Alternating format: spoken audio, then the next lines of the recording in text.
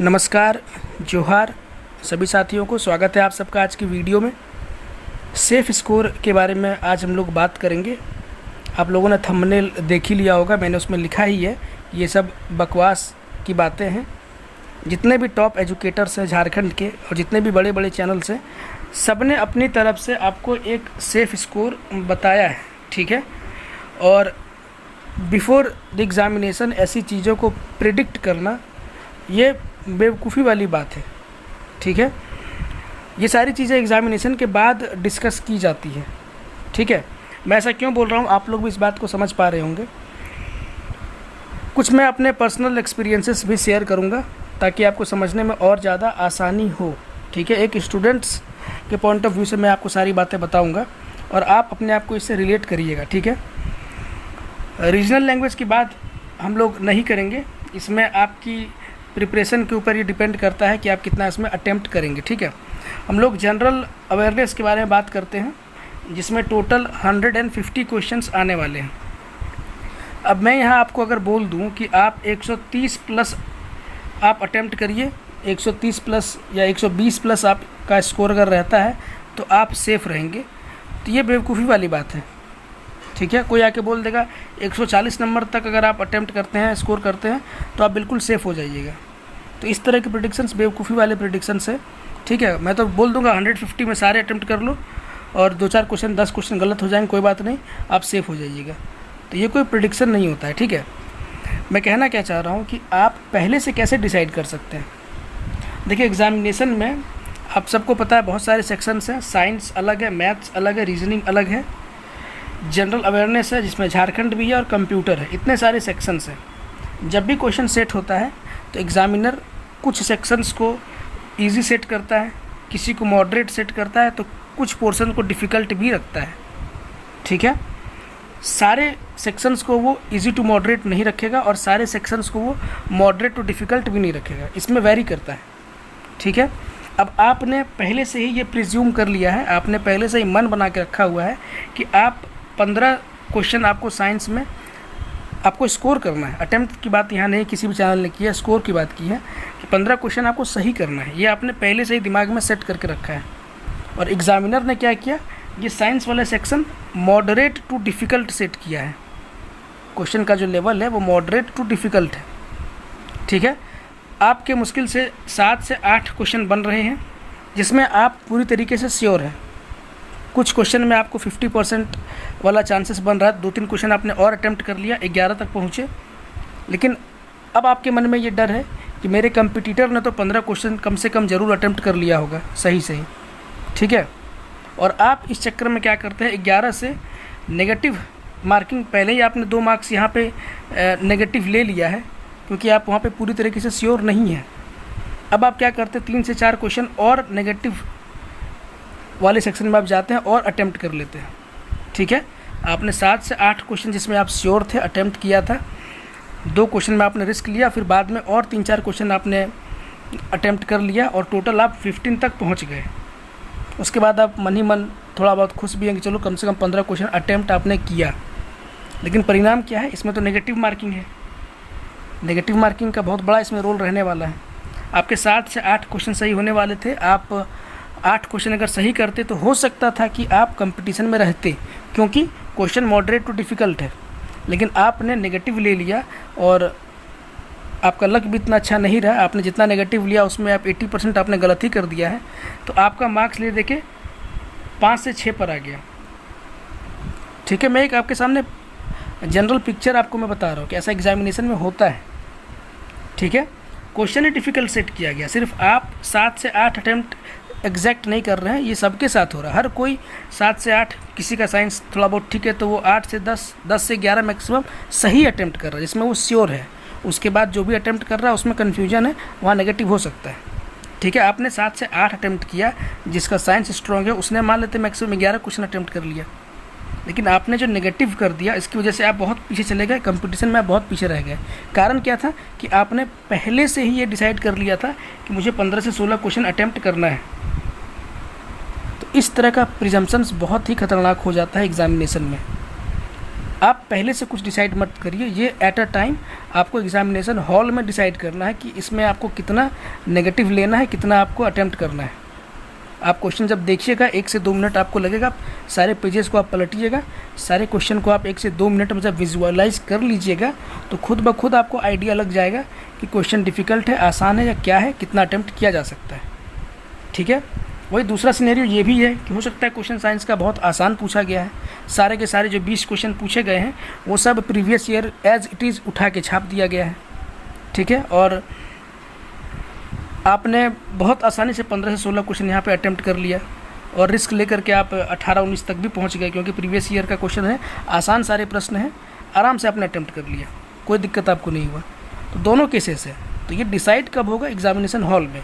आसान आएगा तो जाहिर सी बात है आप जितना ज़्यादा हो सके आप अटेम्प्ट करिएगा। क्वेश्चन डिफ़िकल्ट आ गया है तो अब जाहिर सी बात है आप थोड़ा उसको स्मार्टली वर्क करिएगा। ऐसा नहीं कि पहले से सोच के गए हैं और 15 क्वेश्चन अटेम्प्ट कर लिया। ठीक है। तो यही मेरा मेन मोटो है इस वीडियो के थ्रू आपको समझाने का। अब मैं आपको 2 एग्जाम्पल दे रहा हूँ। एक एग्जामिनेशन हुआ था केंद्रीय विद्यालय का। ठीक है। इसमें UDC LDC के तहत बहुत सारे पोस्ट थे। ऑल इंडिया 700 सीट था। ऑल इंडिया की बात कर रहा हूँ। ये एग्जामिनेशन मेरा निकला था और अभी जस्ट एग्जामिनेशन हुआ है NTPC। ठीक है। और इसका रिजल्ट भी आ गया। NTPC CBT 2 का एग्जामिनेशन हुआ था। ठीक है। इन दोनों एग्जामिनेशन में देखिए क्या मैं आपको बताना चाह रहा हूँ। केंद्रीय विद्यालय संगठन ने जो एग्जामिनेशन कंडक्ट कराया था ऑल इंडिया लेवल पर 100 क्वेश्चन थे। ठीक है। और क्वेश्चन इतना आसान पूछा गया था, इतना आसान कि अगर आपकी तैयारी थोड़ी बहुत ठीक ठाक है तो आराम से आप 100 में 90 से 92 क्वेश्चन, 95 क्वेश्चन तक आप सही करेंगे। आप समझ सकते हैं कि मैं सही की बात कर रहा हूँ, अटेम्प्ट नहीं। ठीक है। और टोटल 100 क्वेश्चन ही थे। मेरा 89 मार्क्स इसमें आया था। ठीक है। कहने का क्या मतलब है कि आप पहले से, और इस एग्जामिनेशन के पहले लोग बता रहे थे कि 70% तो कम से कम आपको अटेम्प्ट करना है अगर आप चाहते हैं सेफ़ रहना। ठीक है। तो ये तो बेसिक सी धारणा है कि कोई सा भी एग्जामिनेशन हो 70% से ऊपर तो आपको रहना ही रहना है, उससे नीचे तो आप ऐसे ही कंपटीशन में नहीं रहेंगे। ठीक है। ये तो बेसिक सी बात है। लेकिन पहले से कुछ भी डिसाइड नहीं करके जाना। देखिए यहाँ पे कितना 89 100 में 90-95 नंबर लोगों के आ रहे थे, क्योंकि क्वेश्चन आसान सेट किया गया था। जाहिर सी बात है हर कोई ज़्यादा क्वेश्चन अटेम्प्ट करेगा। वही अगर बात करें NTPC की, इसमें भी बहुत सारे लोगों ने पहले से ये प्लानिंग की हुई थी कि एनी हाउ 120 में 100+ स्कोर करना है। और इस चक्कर में क्या हुआ, मैथ्स के क्वेश्चन बनाने लायक थे। ठीक है। बनने लायक क्वेश्चन थे लेकिन कैलकुलेटिव थे। ठीक है। इसमें लोगों का समय लग गया, रीजनिंग में भी समय लगा, लोगों से ज़्यादा क्वेश्चन अटेम्प्ट हुआ नहीं। लास्ट में उन्होंने GK GS में रिस्क ले लिया और मुश्किल से, टारगेट तो 100+ अटेम्प्ट कर रखे थे लेकिन मेजॉरिटी स्टूडेंट जो है वो 80 से 90 के बीच में रह गए, 80 to 85 के बीच में रह गए अटेम्प्ट उनका। और उसमें से भी बहुत सारे क्वेश्चन नेगेटिव उनका हुआ है। क्यों? क्योंकि पहले से ही उन्होंने सोच के रखा था कि मुझे इतना अटेम्प्ट करना ही करना है, और वही चीज़ उनके लिए घातक हो गया एग्जामिनेशन में। ठीक है। इसलिए मैं आपको बोल रहा हूँ कि पहले से बिल्कुल भी ये मन में मत बना के रखिए कि इतना मुझे अटेम्प्ट करना ही करना है। ये आपको कहीं ना कहीं प्रॉब्लम में डाल सकता है। ठीक है। अभी आपको करना क्या है कि आप अपनी प्रिपरेशन करिए जितना अच्छा तरीक़े से आप कर सकते हैं। ठीक है। क्योंकि एक ही एग्ज़ामिनेशन है।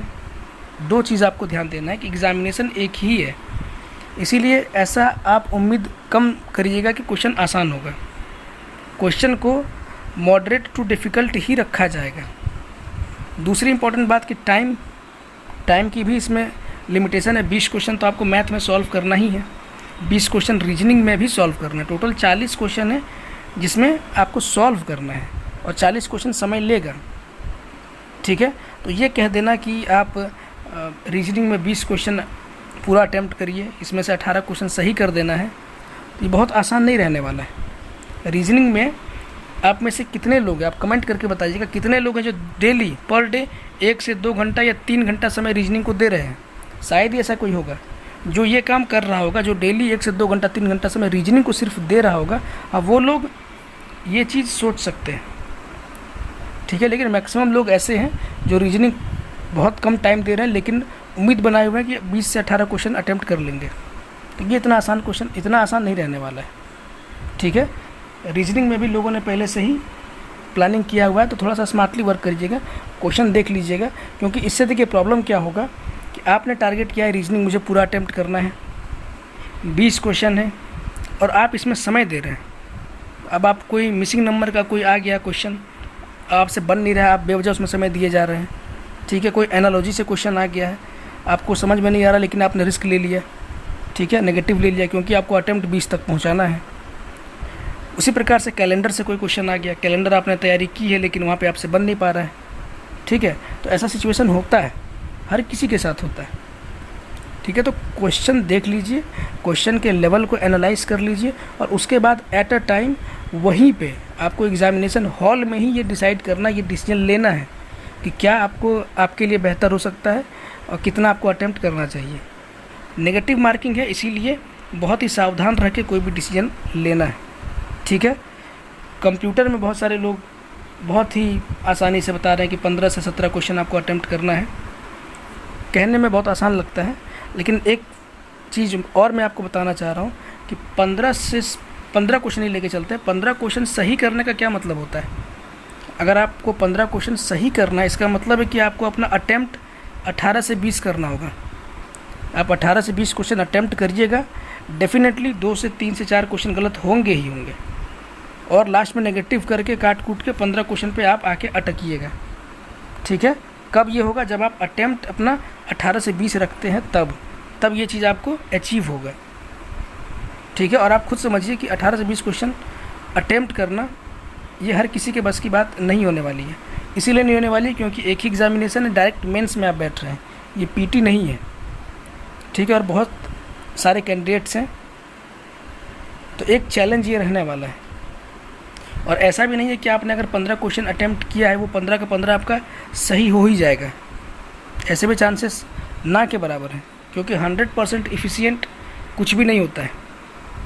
जितने मशीन से आपके घर में है, फ्रिज है, रेफ्रिजरेटर है, ये सारी कोई भी चीज़ें जो है 100% इफ़िशिएंट नहीं है। मैक्सिमम इफ़िशिएंसी 80% रहती है।